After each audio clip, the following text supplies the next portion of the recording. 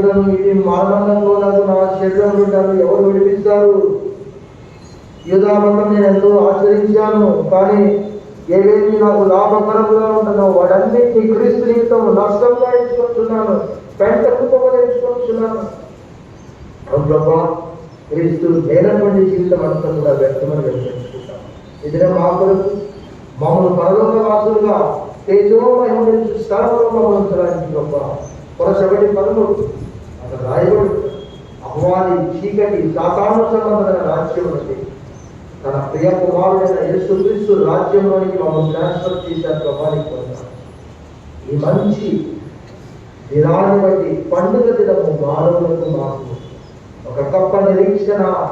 మరణం తర్వాత మనుగడ లేదు, సమాధికి ఆవులంతా చీకటి అనే సందర్భంలో ఆ సమాధిని గెలిచి మరణ పొందు విడిచివేసి దాన్ని మరలా తిరిగి ప్రారంభించారు.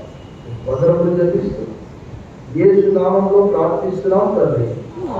పరమ తండ్రి అయిన దేవుని ప్రేమ, కుమారుడైన యేసుక్రీస్తు కృప, పరిశుద్ధాత్మ దేవుని యొక్క అన్యోన్య సహవాసం ఈ పునరుద్ధాన పండుగలో పాల్గొన్న మనందరికీ సదాకాలం కూడా ఇవ్వగలుగుతాం.